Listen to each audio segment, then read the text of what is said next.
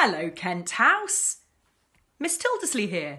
I'm going to be reading Running on Empty by S.E. Durrant. That's her.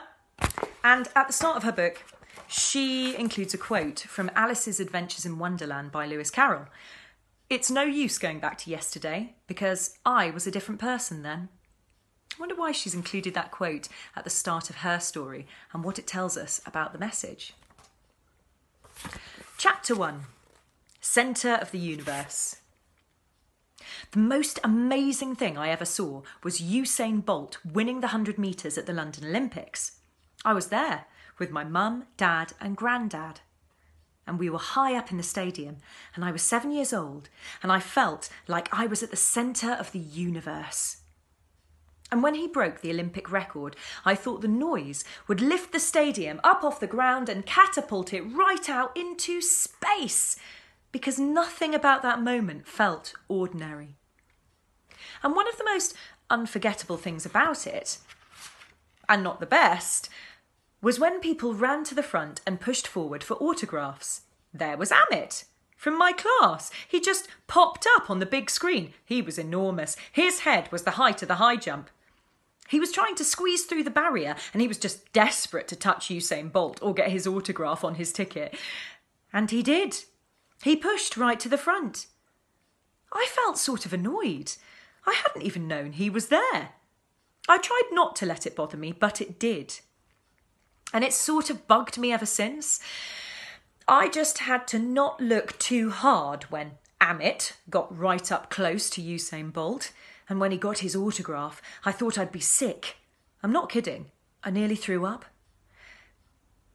I was thinking, maybe I should run down to the front too and try to catch him when he did his lap of honour. He had the Jamaican flag round his shoulders. And he didn't look in any hurry to get out of the stadium.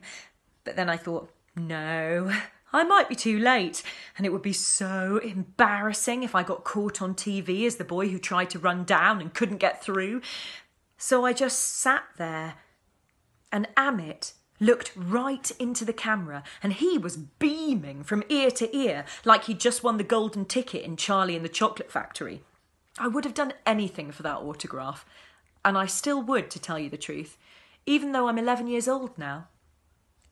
I tried to concentrate on what I already had, which I guess was something more spiritual.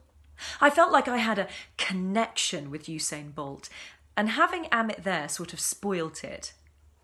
I think Usain Bolt probably felt more spiritual too. He was probably quite annoyed with all those people trying to get close to him, though he seemed to be quite enjoying it.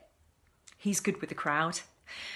Anyway, Amit got the autograph, and I didn't. And he took it to school at the start of year 3 and did a talk about how Usain Bolt gave him a special look when he signed his ticket. It was sickening. But that's Amit for you. He's better looking and cleverer than everyone else, and he always gets what he wants. I expect every school's got a kid like that. And on the whole, I've managed to turn that moment around in my head and make myself feel badly about Amit getting the autograph. I think, why couldn't he just stay in his seat and enjoy the moment? What's the matter with him? It's funny how you can change the way you feel if you put your mind to it. And the thing about that race is it really was special for me because the Olympic Stadium is just a few streets from our house. We saw them build it. Honestly, we're that close. And another reason it was special is Usain Bolt won in 9.63 seconds. And Grandad lived at number 9. Yeah? And we lived down the road at number 63. Well, I sometimes think if Grandad lived at number 8, Usain Bolt might have run 100 metres in 8.63 seconds.